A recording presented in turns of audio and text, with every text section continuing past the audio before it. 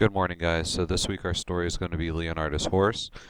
This is a biography. As we know, biographies are a story of somebody's life. In this case, that person is going to be Leonardo da Vinci. So please pause this recording, go through your book, make sure that you preview the pictures, make a prediction about what's going to happen before you begin. When you're ready, you can resume the video.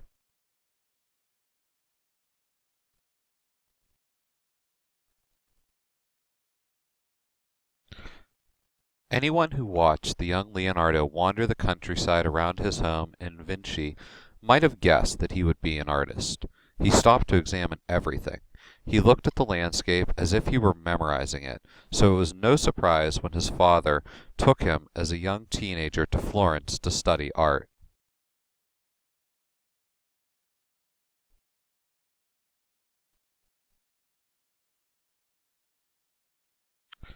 People noticed that Leonardo was different. He dressed differently. While other young men wore long togas, Leonardo wore short, rose-colored velvet togas. He wrote differently, backwards, from the right side of the paper to the left. A person would have to use a mirror to read his writing. And he wouldn't eat meat. He liked animals too much to eat anything that had once been alive. Nor could he stand the sight of caged birds. If he saw a man selling birds, he would buy them all. Then he would open the cages and watch the birds fly away. What a flurry they made! How did they do it? All his life Leonardo tried to discover their secret of flying so he could make a flying machine for himself. For a man who liked to ask questions, Leonardo da Vinci was born at the right time.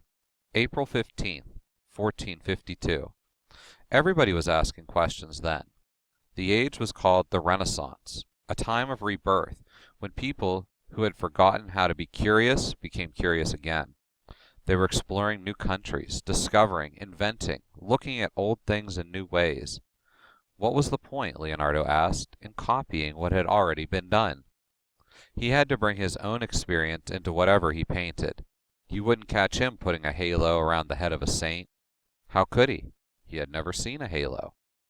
Leonardo da Vinci turned out to be a famous artist. Still, he was not just an artist. He could never be just one thing. He was an engineer, an architect, a musician, a philosopher, an astronomer. Once he fashioned a special kind of flute, made of silver, in the shape of a horse's head. The ruler of Florence, Lorenzo de' Medici, asked him to deliver it as a gift to the Duke of Milan. This was lucky for Leonardo.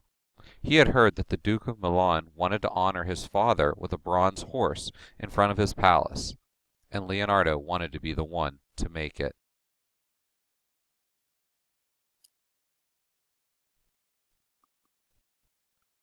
This would be his mark on history.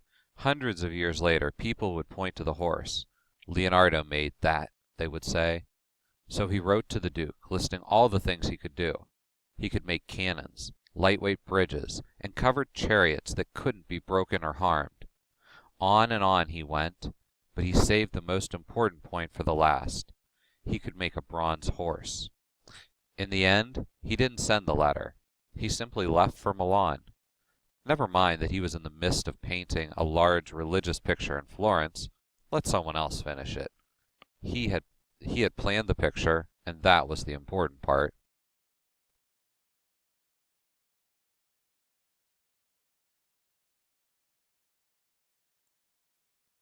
Leonardo was 30 years old now, handsome, with curly blond hair. The Duke gave him the job of working on the horse, but at the same time he was expected to take charge of entertainment in the palace. He had a beautiful singing voice and could play musical instruments. He could juggle and ask riddles, and he was also asked to stage elaborate plays for special occasions. Whenever he had a chance, he went back to the horse. He visited the stables, studying how a horse was put together. He needed to understand everything about his subject. He measured and drew pictures until he knew where all the bones and muscles of a horse were. But you couldn't show all the muscles on a statue, he said, or the horse would look like a bag of turnips. You could only show those muscles the horse was using, or getting ready to use. He visited statues of horses. Many were shown in enamel. left front leg moving at the same time as the left back leg. This was not easy for a horse. He had to be taught to do it. Leonardo saw one horse, however, that he described as free, left front leg and right back leg moving together, in a trot.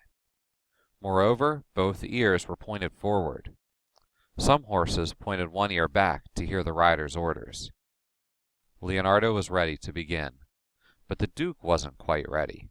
He wanted a much bigger horse than the one he had originally planned, one 3 times larger than life. Could Leonardo manage anything that large? The Duke wondered. He wrote to Lorenzo, asking him to recommend someone who could do the job. Lorenzo replied, Leonardo da Vinci was the only one. On April 23, 1490, Leonardo wrote in his notebook, I resumed work on the horse.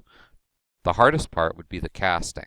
He collected 58,000 pounds of metal, tin and copper, which would be heated until it was fluid.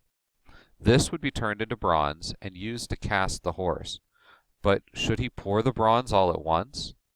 No one had tried a single pouring of anything this large.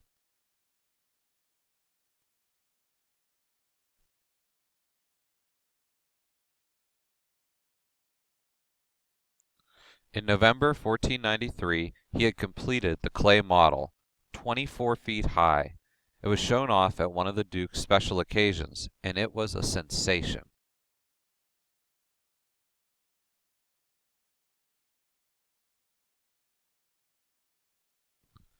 But Leonardo seemed to be in no hurry to start casting. Perhaps he wasn't sure how he'd do it. Besides, he was planning a new project. Later, in 1498, there were rumors that the French were preparing to invade Milan, and the Duke wanted to be ready. And there was all that metal that Leonardo had collected, just what the Duke needed. So he sent it off to be made into cannon. Well, this is war, Leonardo reasoned. What else could they do? When the French came in 1499, Leonardo and the Duke fled, but the horse couldn't leave. There he was when the French arrived. The archers laughed. Never would they find as perfect a target, they said. Pulling back the strings on their bows, they let their arrows fly. Ping, ping, ping! The horse sagged. Ping! Then it rained, and the horse became smaller and smaller. At last it was nothing but a pile of mud stuck with arrows.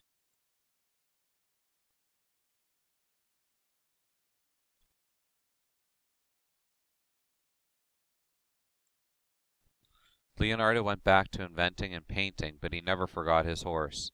He still wanted to invent a flying machine, but he couldn't do it. His greatest disappointment, however, was his horse. As Leonardo became older, his hair turned white and gray and grew down to his shoulders. His beard reached to his waist, and he became depressed. What had he achieved? He asked himself. He complained to his notebook. Tell me, he asked, if anything has been achieved by me. Tell me, tell me. It was especially hard when his rival, Michelangelo, taunted him. You, Michelangelo said, who made a model of a horse you could never cast in bronze, and which you gave up to your shame. In his notebook, Leonardo mourned, I have wasted my hours. On May 2nd, 1519, Leonardo da Vinci died. It was said that even on his deathbed, Leonardo wept for his horse.